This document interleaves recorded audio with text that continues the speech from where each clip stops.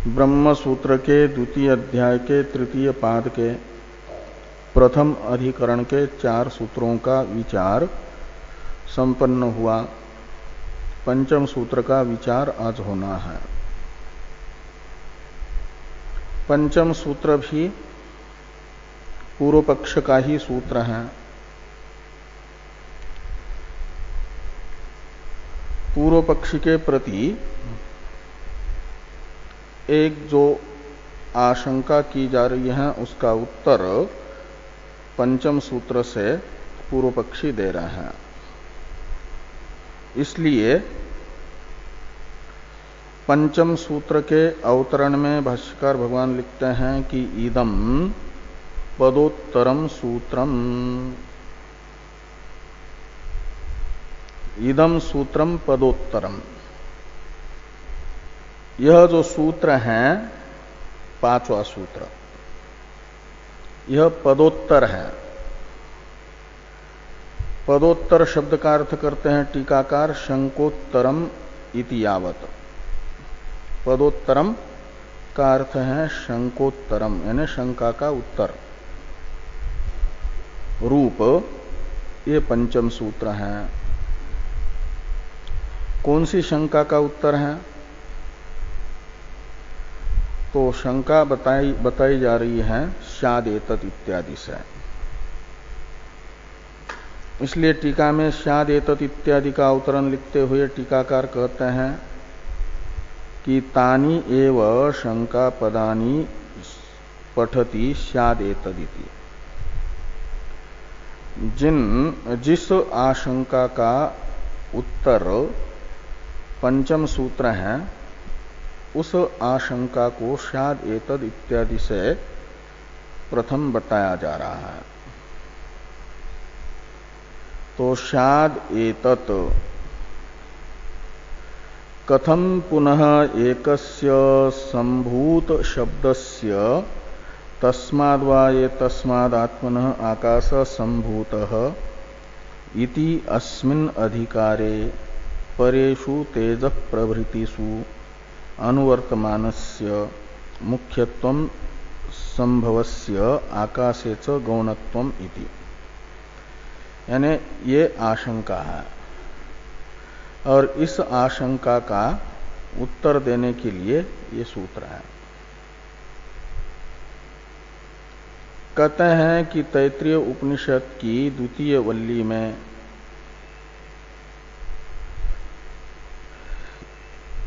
ये जो संभूत शब्द आया, तस्माद् वा ये तस्माद् आत्मनः आकाश संभूत, आकाशाद् वायुः, वायोः अग्निः, अग्नेः आपः, अद्भ्यः पृथ्वी। ये एक उत्पत्ति का प्रकरण है और इस प्रकरण में एक बार संभूत शब्द का प्रयोग है। तो एक बार में पढ़ा गया जो संभूत शब्द है इसका कैसे कहीं पर तो मुख्यार्थ होगा और कहीं गौण अर्थ होगा। तस्माद् वा ये तस्माद् आत्मनः आकाश संभूत, इस वाक्यस्थ एक ही संभूत शब्द का अनुवर्तन जा रहा है। तेज में भी वायो हो अग्नि संभूत, अग्ने है आपः संभूता। तो यहाँ तेज में और जल में तथा पृथ्वी में जब संभूत शब्द का प्रयोग होगा तो वैशेषिकों के अनुसार तेजादि की वहां पर संभूत शब्द मुख्य उत्पत्ति बताएगा और इसी संभूत शब्द का तस्माद् वा ये तस्माद् आत्मनः आकाश संभूत यहां पर गौण उत्पत्ति रूप अर्थ लिया जा रहा है। तो एक प्रकरण में पढ़ा हुआ एक संभूति शब्द आकाश की गौण उत्पत्ति और तेजादि की मुख्य उत्पत्ति कैसे बता पाएगा? ये एक आशंका पूर्व पक्षी के प्रति हुई। इसका उत्तर पूर्व पक्षी को देना पड़ेगा। तो कहते हैं अतः उत्तरम उच्यते, यानी अतः का अर्थ है अस्याम आशंकायाम, सार्वविभक्तिक तशील प्रत्यय है, सप्तम्यंत से हुआ है। इसलिए इस प्रकार की आशंका होने पर इस आशंका का निवर्तक उत्तर सूत्र से दिया जा रहा है। उत्तरम उच्यते सूत्रेण, तशील है अतः में, और सार्वविभक्तिक भी होता है। अन्याभ्योपि दृश्यन्ते एक पाणिनीय सूत्र है, अन्याभ्योपि दृश्यन्ते, उसका अर्थ होता है अन्य विभक्ति अंत से भी तशील और तरल प्रत्यय होता है, प्रथमांत से भी तरल प्रत्यय होता है।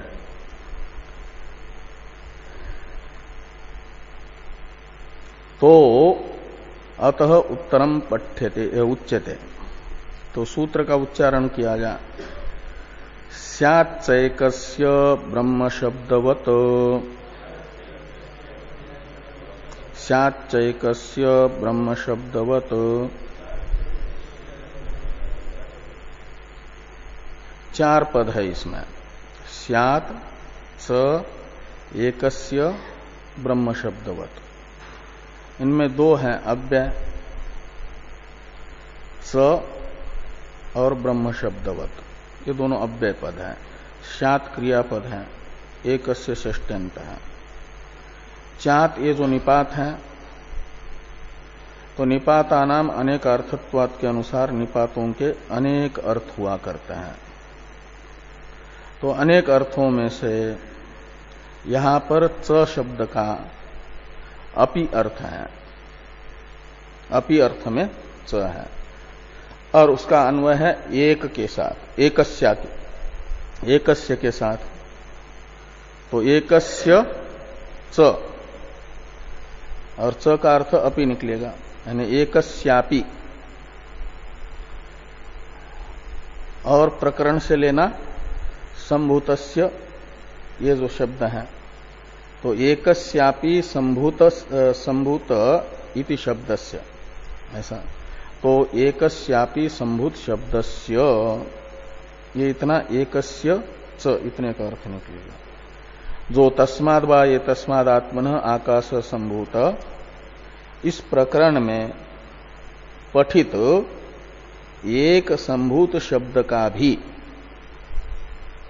स्यात् यानी कहीं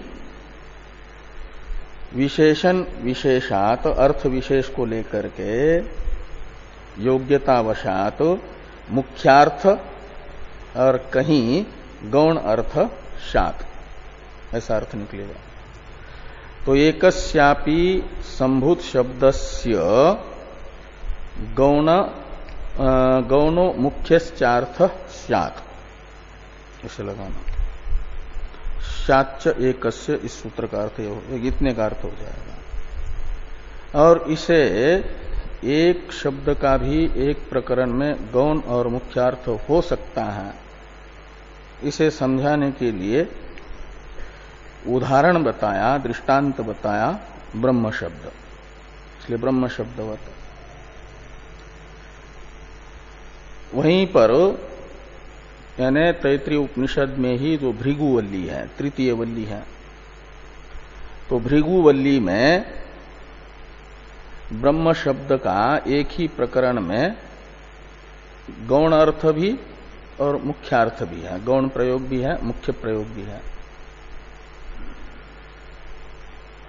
अन्नम ब्रह्म इति व्यजानात, पहले तो भृगु जो है अपने पिता वरुण के पास ब्रह्म जिज्ञासु बन करके गए, अधि भगवो ब्रह्म, ऐसी प्रार्थना करते हुए। और भृगु के जिज्ञास्य ब्रह्म का लक्षण वरुण ने बताया, सामान्य लक्षण कि यतो वा इमानि भूतानि जायन्ते ये न जातानि जीवन्ति यत् प्रयन्ति अभिसंविशन्ति तद विजिज्ञासस्व तद ब्रह्म। और फिर कहा तपसा ब्रह्म विजिज्ञासस्व। तप है वहां पर विचार, ज्ञान का साधन। तो विचार करो कि यानी ब्रह्म का लक्षण बता दिया कि जिससे भूत शब्दित समस्त कार्य वर्ग उत्पन्न होता है, जिसमें स्थित है, अंत में जिसमें लीन होता है, वही तुम्हारा जिज्ञास्य है। उसी की जिज्ञासा करो और उसी को ब्रह्म समझो, वही ब्रह्म है, तद ब्रह्म। और ये लक्षण जिसमें घटेगा विचार करके देखो और उसे ब्रह्म समझो। तपसा ब्रह्म विजिज्ञासस्व, विचार का बिंदु बता दिया विषय।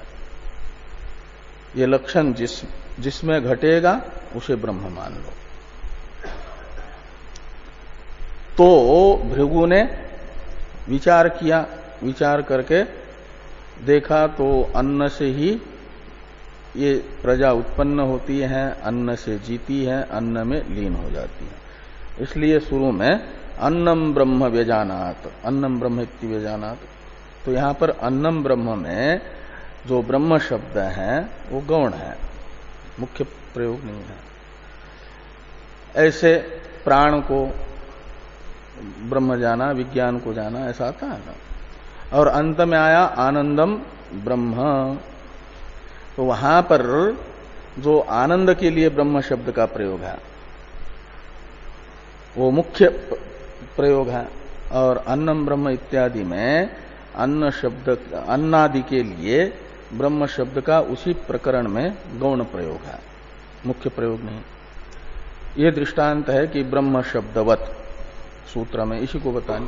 तो जैसे ब्रह्मानंद वल्ली के उत्तर में भृगुवल्ली में ब्रह्म शब्द का एक ही प्रकरण में कहीं गौण प्रयोग है और कहीं आनंद में मुख्य प्रयोग है, ऐसे ब्रह्मानंद वल्ली में भी तस्माद्वा ये तस्मादात्मन आकाश संभूत, इस प्रकरण में संभूत शब्द का आकाश में जब प्रयोग होगा तो गौण होगा और तेजादि में होगा तो मुख्य होगा। ऐसा बन सकता है। ये उत्तर दिया इस सूत्र से उस शंका का। शंका थी कि एक ही प्रकरण में पठित संभूत इस एक शब्द का आकाश में गौण प्रयोग और तेजादि में मुख्य प्रयोग कैसे माना जाएगा, कैसे उत्पन्न होगा। ये जो शंका थी इसका उत्तर देने के लिए ब्रह्म शब्द तो दृष्टांत हुआ। जैसे भृगुवल्ली में ब्रह्म शब्द का गौण प्रयोग भी है, मुख्य प्रयोग भी है एक ही प्रकरण में। ऐसे संभूत इस शब्द का गौण मुख्य दोनों भी प्रयोग हो सकते हैं एक प्रकरण में। इसी प्रकार का अर्थ इस सूत्र का भगवान भाष्यकार करते हैं स्याच्च एकस्यापि इत्यादि से। इसकी अवतरण टीका है।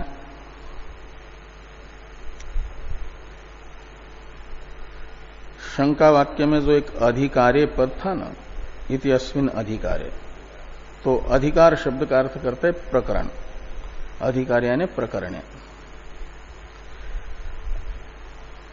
अब सूत्र की अवतरण टीका है कि यथा एकस्मिन् ब्रह्म प्रकरणे अन्नम ब्रह्म आनंदो ब्रह्म इति वाक्ययोर ब्रह्म शब्दस्य अन्य गौणत्वम आनंदे मुख्यता तथा एक वाक्यस्थस्य एकस्यापि संभूत शब्दस्य गुण मुख्यार्थ भेदो योग्यता बलात् इत्याह स्याच्च इति। तो ये कहते हैं कि जैसे भृगुवल्ली में एक ही प्रकरण में अन्नम ब्रह्म इस वाक्य में ब्रह्म शब्द का गौण प्रयोग है और आनंदो ब्रह्म इस वाक्य में मुख्य प्रयोग है। ऐसे एक ही वाक्यस्थ संभूत इस एक शब्द में गौण मुख्यार्थत्व रूप विशेषता योग्यता वशात रह सकती है। इसी अभिप्राय से ये सूत्र हुआ कि स्याच्च एकस्यापि इत्यादि।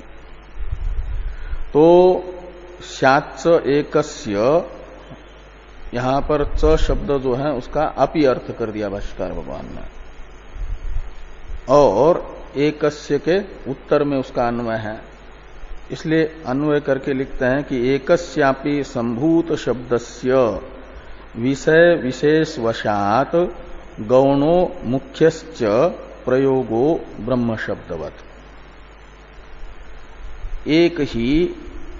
एक संभूत शब्द का भी विषय विशेष वशात यानी योग्यता बलात् आकाश की उत्पत्ति तर्क तथा श्रुति के आधार पर मुख्य रूप से संभव है नहीं, ऐसा हम पहले बता चुके हैं, यहां के पूर्व पक्षी कहते हैं। और वो जो है आपका तैत्रीय उपनिषद में तस्माद्वाये तस्मादात्मन आकाश संभूत वाक्य आकाश की उत्पत्ति बता रहा है, और तर्क तथा अन्य श्रुतियां आकाश की अनुत्पत्ति बता रही है। तो उन प्रमाणों के साथ इस श्रुति का विरोध न हो, इसके लिए इसे जो है गौण अर्थक मानना उचित है। आकाश की जब मुख्य उत्पत्ति संभव नहीं है सामग्री आदि का अभाव होने से, तो ये हुआ विषय विशेष का मतलब आकाश मुख्य रूप से उत्पन्न हो नहीं सकता अज होने से, और उसमें उसकी उत्पत्ति बताई जा रही है यदि, तो गौण ही उत्पत्ति होगी, मुख्य नहीं। और तेजादि के उत्पत्ति की सामग्री संभव है, समवायी कारण असमवायी कारण निमित्त कारण रूप, इसलिए तेजादि में जब वही संभूत शब्द अनुवृत्त होगा तो मुख्य उत्पत्ति बताएगा, उसका मुख्य प्रयोग होगा। प्रयोगो इसको समझाने के लिए ब्रह्म शब्दवत ये उदाहरण है। उदाहरण का स्पष्टीकरण है, यथा एकस्यापि ब्रह्म शब्दस्य तपसा ब्रह्म विजिज्ञासस्व तपो ब्रह्म इति अस्मिन् अधिकारे अन्नादिषु गौणः शब्द प्रयोग आनंदे च मुख्य। तो तपसा ब्रह्म विजिज्ञासस्व तपो ब्रह्म इत्यादि इस प्रकरण में यानी भृगुवल्ली में एक ही ब्रह्म शब्द का अन्नादि में गौण प्रयोग और आनंद में मुख्य प्रयोग है, ये उदाहरण हुआ। और भी एक उदाहरण बताते हैं, यथाच तपसी ब्रह्म शब्द को ही लेकर के। यथाच इत्यादि वाक्य की अवतरण टीका है, उदाहरणांतरम आह यथाच इति। एक दृष्टांत हुआ कि अन्नादि में ब्रह्म शब्द गौण, आनंद में मुख्य। दूसरा उदाहरण वही ब्रह्म शब्द के विषय में, मूल सूत्रस्थ ब्रह्म शब्दवत इसी दृष्टांत में दूसरा उदाहरण वो है, यथाच तपसी ब्रह्म विज्ञान साधने ब्रह्म शब्दो भक्त्या प्रयुज्यते। तो तप तो ब्रह्म विज्ञान का साधन है, तप का अर्थ है विचार, विचार से ज्ञान होता है। ब्रह्म का लक्षण बताया और कहा कि तपसा ब्रह्म विजिज्ञासस्व, तो तप से ब्रह्म को जानो का अर्थ विचार से ब्रह्म को जानो, विचार करो कि ये लक्षण किसमें घटता है। तो तप शब्द का तो अर्थ है ब्रह्म ज्ञान का साधन, और उसमें भी तपो ब्रह्म इस वाक्य में तप के लिए ब्रह्म शब्द का प्रयोग हुआ। ब्रह्म ज्ञान के साधन के लिए ब्रह्म शब्द का प्रयोग मुख्य नहीं हो सकता, वो गौण प्रयोग है। इसलिए कहा कि तपसी ब्रह्म विज्ञान साधने ब्रह्म शब्दो भक्त्या प्रयुज्यते। भक्त्या का अर्थ है गौण वृत्त्या। भक्ति शब्द का अर्थ करते हैं टीकाकार कि अभेद उपचारो भक्ति। अभेद उपचार का मतलब भेद होते हुए भी अभेद का व्यवहार। तपो ब्रह्म ये समानाधिकरण प्रयोग है ना, तप ही ब्रह्म है करके कहा जा रहा है। तो तप तो ब्रह्म ज्ञान का साधनभूत विचार है, और ब्रह्म तो ज्ञेय है, विचार से होने वाले ज्ञान का विषय है। विचार करेंगे उससे ब्रह्म का ज्ञान होगा, इसलिए विचार से तो ज्ञेय हुआ ब्रह्म जानने योग्य, और विचार हुआ ब्रह्म ज्ञान का साधन। तो इसमें भेद है दोनों में, ज्ञेय और ज्ञान साधन में। भेद होने पर भी ये जो अभेद व्यवहार हुआ इसका नाम है भक्ति, यानी गौण वृत्ति से प्रयोग। गौणी वृत्ति भक्ति शब्द का अर्थ है। तो भक्त्या यानी गौण्या वृत्त्या प्रयुज्यते ब्रह्म शब्द। और अंजसा का मतलब साक्षात मुख्य वृत्ति से। तू विज्ञेये ब्रह्मणि, और विज्ञेय ब्रह्म के लिए जब ब्रह्म शब्द का प्रयोग होगा तो वह मुख्य होता है। वो तपसा ब्रह्म विजिज्ञासस्व, इसमें विज्ञेय ब्रह्म जिज्ञास्य ब्रह्म को बताया गया। वो ब्रह्म शब्द मुख्य ब्रह्म ज्ञेय रूप अर्थ को बताता है, वो है आपका मुख्य प्रयोग ब्रह्म के लिए।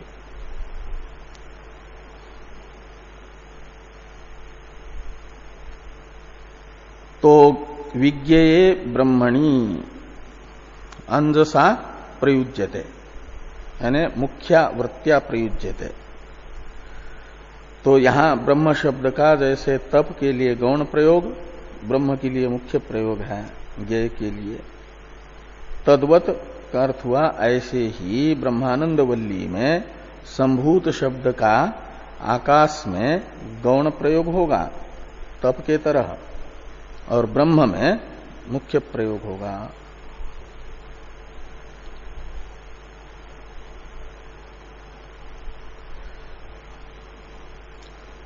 सूत्र का शब्दार्थ हो गया, यानी शाच्च एकस्य इसका भी अर्थ हो गया, और ब्रह्म शब्द तो वो जो दृष्टांत था इसका भी अर्थ कर दिया भाष्य में। बस अब कथम पुनः अनुत्पत्तो इत्यादि से आक्षेप हो रहा है पूर्व पक्षी के प्रति, सिद्धांति के द्वारा आक्षेप किया जा रहा है। तो कथम पुनः इत्यादि भाष्य वाक्य की अवतरण टीका है। मुख्य सिद्धांति आक्षिपति कथम पुनः इति, इस अधिकरण के जो मुख्य सिद्धांति हैं वे आक्षेप करते हैं वैशेषिकों के प्रति, जो आकाश की अनुत्पत्ति मानना चाहते हैं और आकाश की उत्पत्ति बोधक श्रुति को गौणी मानना चाहते हैं। उनके प्रति सिद्धांति का आक्षेप है, और सिद्धांति के आक्षेप का फिर वैशेषिक उत्तर देंगे तो पूर्व पक्ष पूरा हो जाएगा। इस आक्षेप का समाधान होने के बाद फिर सिद्धांत आएगा छठवें सूत्र से। तो आक्षेप को देखिए सिद्धांति के पूर्व पक्षी के प्रति किए जाने वाले। कथम पुनः अनुत्पत्तो नभस एकमेवा द्वितीयम इति इयं प्रतिज्ञा समर्थ्यते। कहते हैं नभस अनुत्पत्तो, यदि आकाश की उत्पत्ति नहीं होती है ऐसा मानेंगे, नभस अनुत्पत्तो सत्याम, आकाश की अनुत्पत्ति मानने पर जो एकमेवा द्वितीयम यह प्रतिज्ञा है,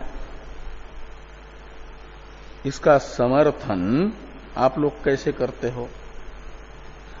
हाँ, सिद्धांती उनको पूछ रहे हैं, इसका समर्थन कैसे हो पाएगा, यानी ये प्रतिज्ञा कैसे उत्पन्न होगी? आकाश को अनुत्पन्न मानने पर अभिप्राय है कि एकमेवा द्वितीयम इस प्रतिज्ञा की सिद्धि नहीं हो पाएगी, उपपत्ति नहीं हो पाएगी। कथम शब्द आक्षेपार्थ में है। तो एकमेवा द्वितीयम इति इयम प्रतिज्ञा कथम समर्थ्यते, यानी कथम उपपद्यते, ऐसा लगा दीजिए। ये प्रतिज्ञा कैसे उत्पन्न होगी? नहीं हो सकती। ये अभिप्राय है सिद्धांति का आक्षेप करते समय। आक्षेप करने वाले जो सिद्धांती हैं पूर्व पक्षी के प्रति, वे ही अपने आक्षेप का और स्पष्टीकरण कर रहे हैं ननु इत्यादि से। इसका अवतरण है टीका में ननु इत्यादि का कि स एव आक्षेप द्वयम स्पष्टयति ननु इति। स एव यानी आक्षेपकर्ता मुख्य सिद्धांति एव, स शब्द से आक्षेपकर्ता को लीजिए। आक्षेप पूर्व पक्षी के प्रति करने वाले ही जो इस वाक्य से दो आक्षेप पूर्व पक्षी के प्रति किए गए हैं, उन दोनों आक्षेपों को स्पष्ट करते हैं। आक्षेप द्वयम स्पष्टयति। ननु नभसा द्वितीयेन स द्वितीयं ब्रह्म प्राप्नोति। ननु भी निपात है, उसके भी अनेक अर्थ होते हैं। तो यहां अवधारण अर्थ लीजिए, प्रश्न अर्थ में नहीं, या निश्चय अर्थ, वही अवधारण निश्चय एक ही बात है। और उसका अन्वय करिए प्राप्नोति के साथ। तो नभसास द्वितीयेन स द्वितीयम ब्रह्म प्राप्नोति एव, ऐसा ननु का एव अर्थ होगा। यदि आकाश को अनुत्पन्न मानोगे तो एक आज है आकाश, उसकी सत्ता है द्रव्य होने से, तो एक तो आकाश और दूसरा ब्रह्म। आकाश ब्रह्म का कार्य नहीं है, कार्य होता तो कार्य कारणयोर अभेद, कार्य की कारण से अतिरिक्त सत्ता नहीं होती। इसलिए क्या हो जाता कि ब्रह्म से ब्रह्म का एकत्व अद्वितीयत्व सिद्ध हो जाता। लेकिन यहां पर तो आपने आकाश को अज माना और सत्ता वाला माना है, तो ब्रह्म के तरह ही स्वतंत्र सत्ता वाला ब्रह्म से अलग आकाश होगा, तो एक ब्रह्म से अलग द्वितीय हो गया आकाश, उसको लेकर के सद्वितीय ब्रह्म हो जाएगा। तो श्रुति कह रही है एकमेवा द्वितीयम, अद्वितीय बता रही है ब्रह्म को, तो ब्रह्म तो आकाश को लेकर के सद्वितीय हो जाएगा। और एवकार का भी प्रयोग कर रही है। इस प्रकार ये श्रुति में अवधारण और अद्वितीयत्व शब्द की अनुपपत्ति, ये दोष आएगा। एक प्रतिज्ञा की, एक तो ये आक्षेप है ब्रह्म में आकाश को लेकर के सद्वितीयत्व, और दूसरा आक्षेप है कथंच ब्रह्मणि विदिते सर्वं विदितम स्यात् नभस अनुत्पत्तो सत्याम। इधर ले आइए उसको भी। आकाश को अनुत्पन्न मानेंगे तो ब्रह्म का कार्य नहीं होगा, कारण के ज्ञान से कार्य का ज्ञान होता है, और आकाश ब्रह्म का कार्य नहीं है तो ब्रह्म ज्ञान से ज्ञात नहीं होगा। तो एक ज्ञान से सर्व ज्ञान की प्रतिज्ञा की उपपत्ति भी कैसे होगी? ये दो हुए, यानी ब्रह्म का अद्वितीयत्व कैसे उत्पन्न होगा आकाश को अनुत्पन्न मानने पर, और एक ज्ञान से सर्वज्ञान की प्रतिज्ञा की उपपत्ति आकाश को अनुत्पन्न मानने पर कैसे होगी? ये दो आक्षेप है। इति शब्द है सिद्धांति के जो दो आक्षेप हैं, इन आक्षेपों की समाप्ति का द्योतक। स्याद इति, यहां पर इति शब्द है ना, ये आक्षेप के समाप्ति को बताता है।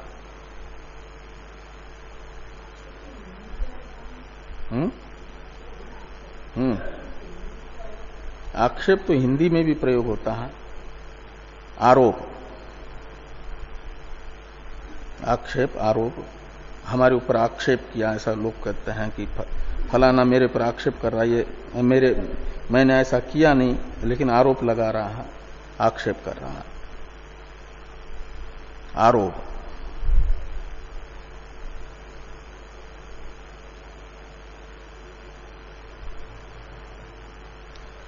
तो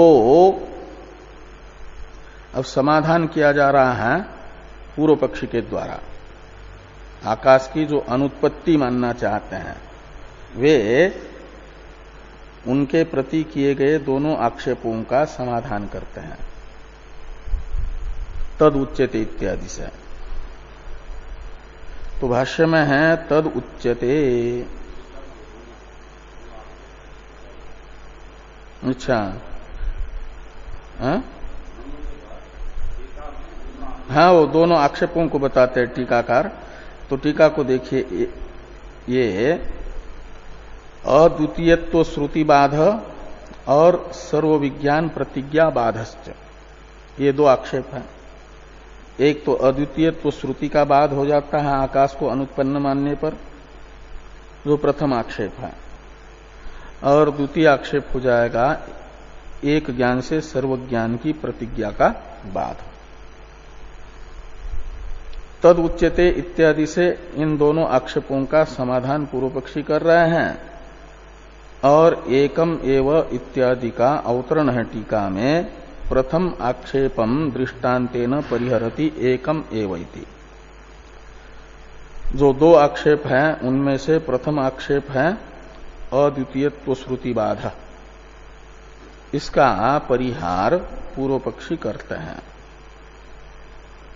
एकम एव इति तावत स्वकार्यापेक्षया उपपद्यते। तो प्रथम आक्षेप में भी अवान्तर अलग अलग दो अनुपपत्तियां निकलती हैं, दो के बाद का आक्षेप होता है। उन दोनों बाधों का निराकरण पूर्व पक्षी कर रहे हैं प्रथम में। एक तो अवधारण श्रुति जो एवकार है, एकम एव, तो ये एवकार रूप जो अवधारण है इसका बाध, और दूसरा अद्वितीय शब्द का बाध। ये प्रथम आक्षेप में ये अलग अलग दो आक्षेप अपेक्षित है। उनमें से इन दोनों आक्षेपों का समाधान पूर्व पक्षी करेंगे। कहेंगे कि एवकार का भी हमारे मत में आकाश को अनुत्पन्न मानने पर भी उपादान होता है, एवकार का भी, अवधारण का भी, और अद्वितीय श्रुति का भी उपादान हो जाता है। ये दोनों प्रथम में से निकलने वाले अवधारण श्रुति का अबाध और अद्वितीयत्व श्रुति का भी अबाध बताएगा, और फिर एक ज्ञान से सर्वज्ञान की प्रतिज्ञा की भी उपपत्ति बताएगा। पहले अवधारण श्रुति की उपपत्ति कर रहे हैं पूर्व पक्षी। एकमेव इति तावत स्वकार्यापेक्षया उपपद्यते। कहते एकमेवा द्वितीयम, इसमें जो अवधारण श्रुति है एव, इसका तो प्रयोग उपपन्न होगा अपने कार्य की अपेक्षा से। श्रुति ये कह रही है एवकार का प्रयोग करके कि प्रलय काल में प्रलय हुआ और अभी दूसरी सृष्टि नहीं हुई, ऐसी स्थिति में कार्य की उत्पत्ति से पहले एकम एव, ये जो प्रयोग हो रहा है कारण के लिए, एक कारण ही है। तो एवकार का व्यावर्त्य क्या कौन होगा? एवकार का व्यावर्त्य आकाश आदि नहीं, जो पूर्व पक्ष के मत में नित्य है, अपितु एक शब्द से लेना है कारण को, और एवकार का व्यावर्त्य है कार्य। एवकार बता रहा है कि कार्यम नाशित, कारणम एव आशित। एकम एव का अर्थ है कारणम एव आशित, कारण ही था। और ये ही किसका व्यावर्तक बनेगा? कार्य का। इसलिए स्व कार्यापेक्षया ये एकम एव इति श्रुति उपपद्यते, ऐसे लगाना कि कारणम एव आशित। ऐसा कहते समय ये नहीं कि आकाश आदि नहीं थे, ये कहने का कार्य नहीं था, ये वो कार्य बताएगा।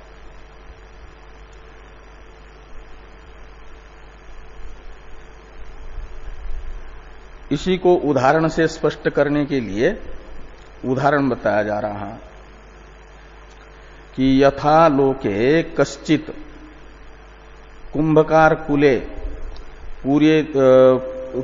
पूर्वे द्यूर मृदंड चक्रादीनी च उपलभ्य अपरे द्युश्च नाना विधानी अमत्राणि प्रसारितानि उपलभ्य ब्रूयात् मृद एव एकाकिनी पूर्वे द्यू आसीत इति सच तया अवधारणया मृत कार्य जातम एव पूर्वे द्यूर नाशीत इति अभिप्रेयात न दंड चक्रादि। तो कहते हैं जहां आप रहते हैं घर पे अपने, वहां से निकलते हैं तो कुम्हार है कि नहीं गांव पर? गाडरवारा में कुम्हार, ये बर्तन बनाने वाले मिट्टी के, है कि नहीं? तो कभी घर से निकलते हैं खेत आदि की तरफ जाने के लिए तो रास्ते में पड़ता है कि नहीं उसका घर कुम्हार का? तो समझ लो कि आप जा रहे हैं सुबह सुबह, खेत में गए और वहां जाते समय कुम्हार के मकान के सामने देखा एक ढेर लगा है मिट्टी का, गीली की हुई मिट्टी का, और पास में दंड आदि भी पड़े हैं, दंड चक्र आदि भी,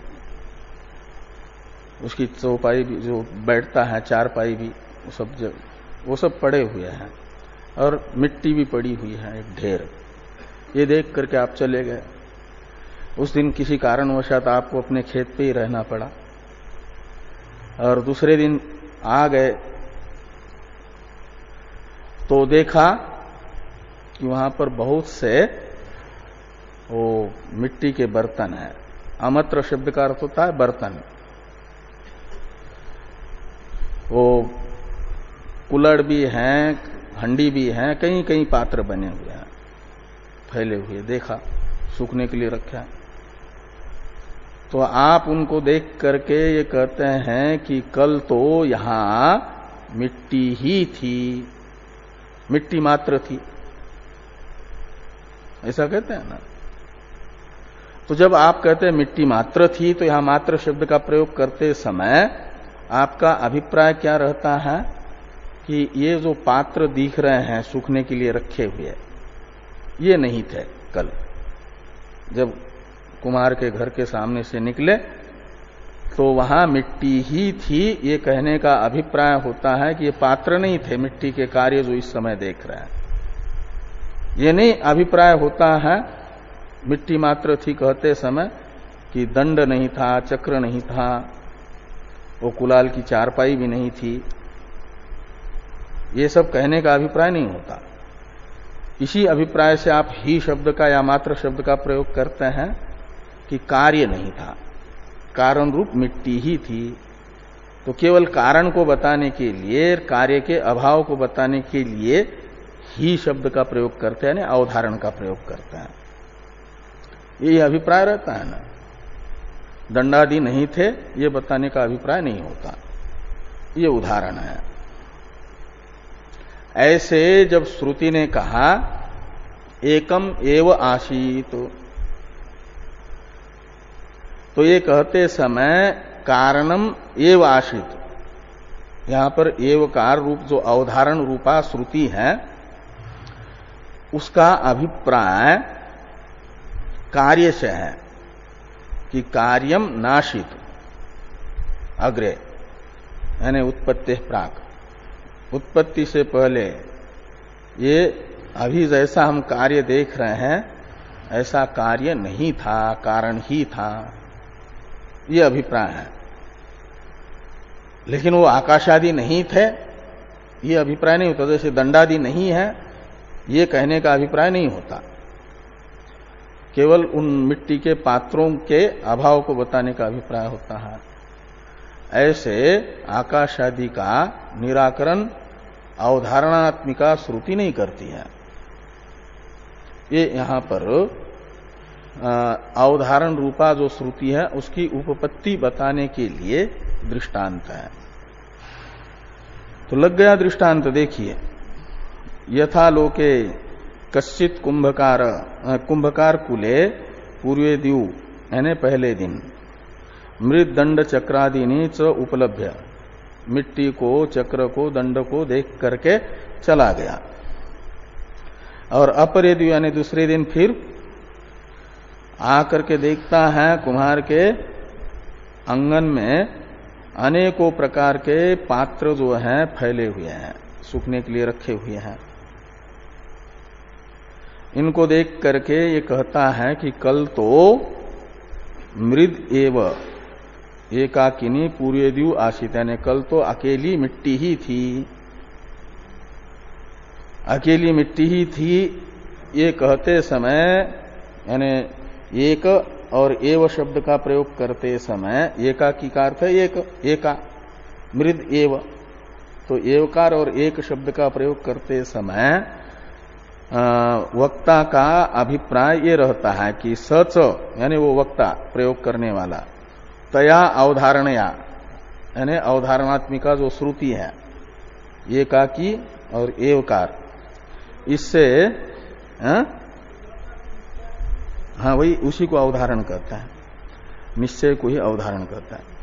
तो मृत कार्य जातम एव पूर्वे द्यूर नासित इति अभिप्रेयात, एवकार के प्रयोग द्वारा वह मिट्टी के कार्य के ही अभाव को चाहता है। न दंड चक्रादि, दंड चक्रादि नहीं थे ये कहने का अभिप्राय उसका नहीं होता। तद्वत, ये तो दृष्टांत के बाद में दार्ष्टान्त में जोड़ना कि ऐसे ही एक मेवा द्वितीयम ये कहते समय, एकम एव शब्द का प्रयोग करते समय श्रुति का अभिप्राय है कि कार्यम नाशित, उत्पत्ति से पहले आकाश आदि नहीं थे ये अभिप्राय नहीं है, कार्य नहीं था ये कहने का अभिप्राय है। अब अद्वितीय श्रुति अधिष्ठात्रंतरम वारयति, ये जो वाक्य है इसकी अवतरण टीका है। अवतरण लिखने से पहले टीकाकार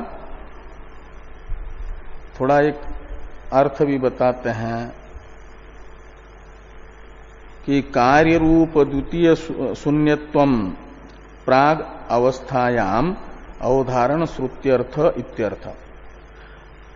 कार्य रूप जो द्वितीय वस्तु है उसका अभाव प्राग अवस्था में यानी उत्पत्ति से पहले अवधारण श्रुति का अर्थ है, एवकार का अर्थ है।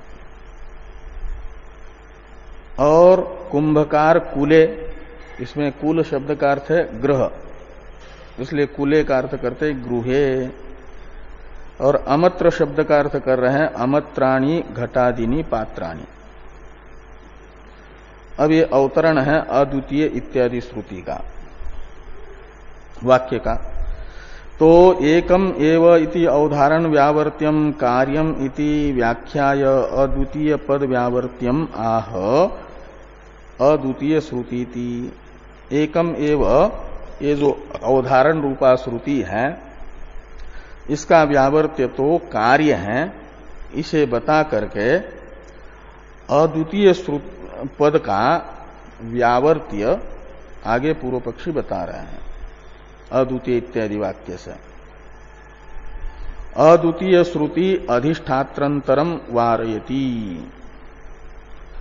जो अद्वितीय श्रुति है का मतलब एक मेवा द्वितीय में अद्वितीय पद को कहा जाता है अद्वितीय श्रुति।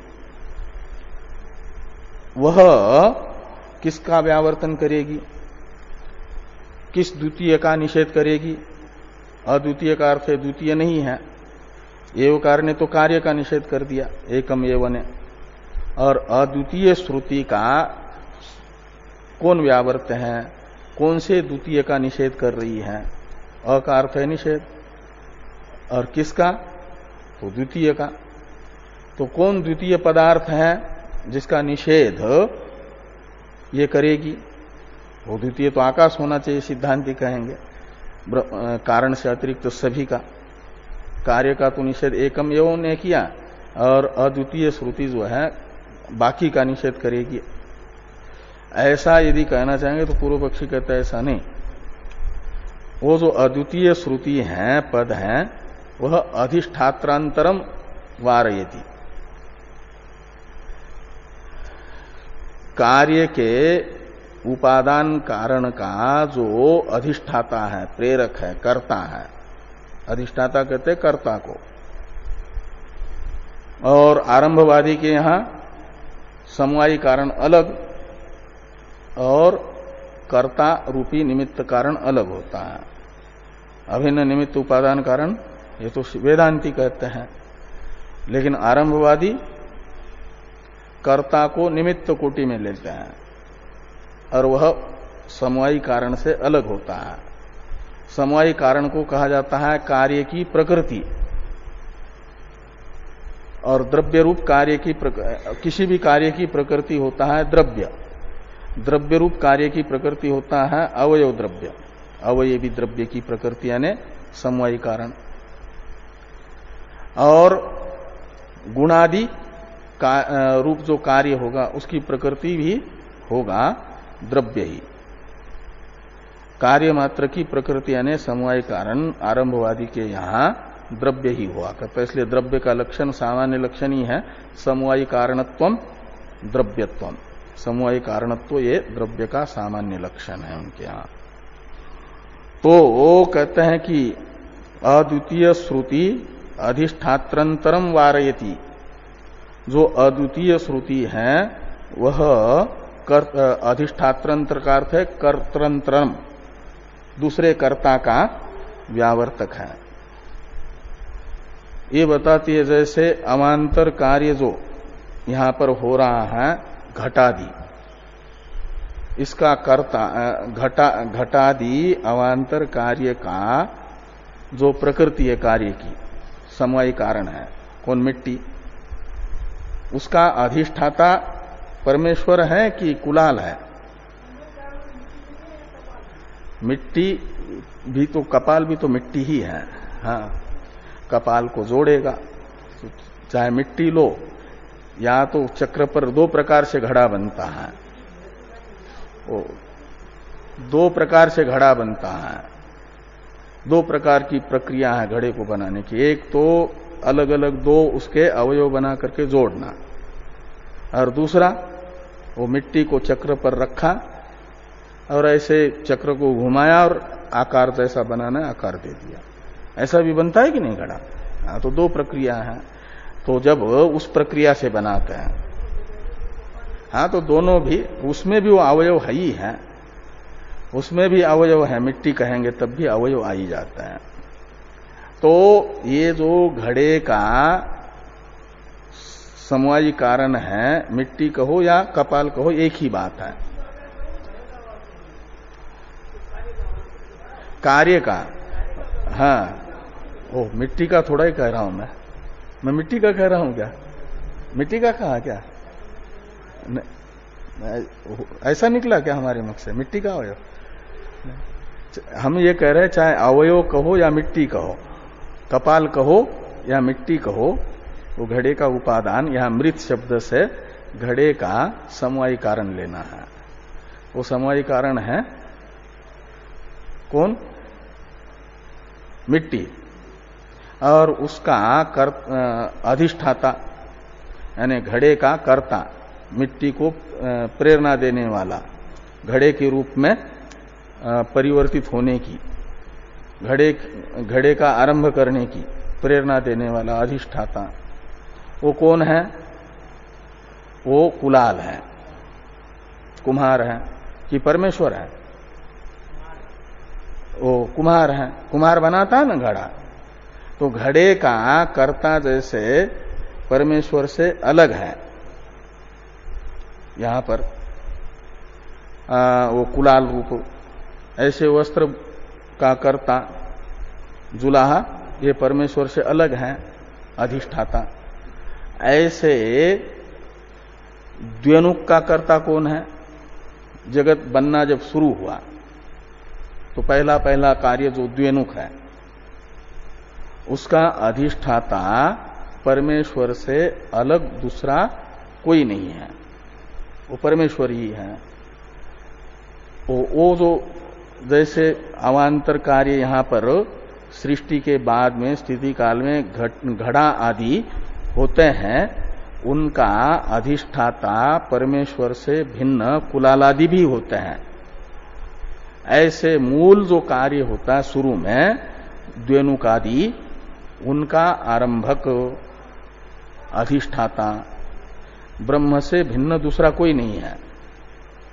ये अद्वितीय श्रुति बता रही है। अद्वितीय श्रुति में द्वितीय शब्द का अर्थ है परमेश्वर से भिन्न दूसरा, अ का अर्थ है नहीं है, द्व्यनुक का कर्ता अधिष्ठाता, जगत का कर्ता परमेश्वर से भिन्न दूसरा नहीं है, ऐसा अद्वितीय श्रुति बताएगी। ये उकार ने तो बताया कार्य का अभाव प्राग अवस्था में, और जब कार्य प्रारंभ हो रहा है तो शुरू में जगत रूपी कार्य का कर्ता परमेश्वर को छोड़ करके कोई दूसरा होगा, ये बात नहीं है, है? न द्वितीय अद्वितीय, हाँ, न द्वितीय अद्वितीय, और न वहां पर प्रतिषेध अर्थ में है। हाँ, तो द्वितीय का अभाव बताया जा रहा है ना, अद्वितीय का अर्थ। वहां जब प्रसज्ज प्रतिषेध अर्थ निकालते हैं तो अभाव अर्थ निकलता है। ये नहीं कि वो क्या नाम है, दूसरा क्या होता है, पर्युदास। पर्युदास में अब्राह्मण में पर्युदास है, वो नए का अर्थ पर्युदास नहीं है, प्रसज्ज प्रतिषेध है। हाँ, जो द्वितीय प्राप्त हुआ, जैसे सृष्टि काल में देख रहे, स्थिति काल में ब्रह्म से भिन्न कुलाल आदि अन्य भी कर्ता होते हैं, अधिष्ठाता होते हैं। ऐसे शुरू में भी ब्रह्म से भिन्न कोई अधिष्ठाता प्राप्त हुआ, उसका प्रतिषेध यानी निषेध, ये अ का अर्थ है। और वो प्राप्त होगा, ये कौन बताएगा? द्वितीय शब्द। जैसे कुलालादि है, ऐसे कुलालादि के तरह ब्रह्म से भिन्न कोई होगा जो द्व्यनुक को बनाता है, ऐसा प्राप्त हुआ, उसका निषेध अद्वितीय श्रुति करेगी। अ बताएगा कि वो द्वितीय नहीं है, यानी ब्रह्म से भिन्न दूसरा कोई कर्ता नहीं है, ब्रह्म ही करता है, अधिष्ठाता है। यह बात अद्वितीय श्रुति बताएगी, एक मेवा द्वितीयम में। ये कह रहे हैं कि अद्वितीय श्रुति अधिष्ठात्रंतरम वारयति। एक वाक्य है, इसको पढ़ लो, फिर ये सूत्र रूप से जो वाक्य कहा है इसका स्पष्टीकरण हो जाएगा। यथा मृदो अमत्र प्रकृते कुंभकारो अधिष्ठाता दृश्यते, नैवं ब्रह्मणो जगत प्रकृते अन्यो अधिष्ठाता अस्ति इति। ऐसा अद्वितीय श्रुति बता रही है, अद्वितीय पद बता रहा है कि जैसे अमत्र प्रकृते मृदः, अमत्र यानी घटादि पात्र, और उसकी प्रकृति यानी समवायी कारण मिट्टी का अधिष्ठाता ब्रह्म से भिन्न कुम्हार है, कुंभकार है, दृश्यते, अनुभव में आ रहा है। कहते एवं जगत प्रकृते है, जगत की प्रकृति है परमाणु, आरंभवादी के अनुसार। प्रकृति का अर्थ है समवायी कारण। और जगत की प्रकृति जो परमाणु है उसका अधिष्ठाता का मतलब प्रेरक, बाकी सामग्री का प्रेरक बनकर के कर्ता बन जाता है, कुलाल जैसे। ऐसे परमाणु आदि का प्रेरक बनकर के जगत का कर्ता ब्रह्म से अन्य दूसरा कोई नहीं है। न को नैवम में जो न है उसको अस्ति के साथ जोड़ दो, अधिष्ठाता नास्ति। ये दृष्टांत ऐसा है, व्यतिरेकी दृष्टांत है। जैसे दृष्टांत में तो घट का परमेश्वर से भिन्न करता है, ऐसे दार्ष्टान्त में द्वेनुक का कर्ता परमेश्वर से भिन्न नहीं है, अपितु परमेश्वर ही करता है। ये अद्वितीय श्रुति का अर्थ है, व्यावर्त है। बाकी की चर्चा नच नभसापि इत्यादि की हम लोग कल करेंगे।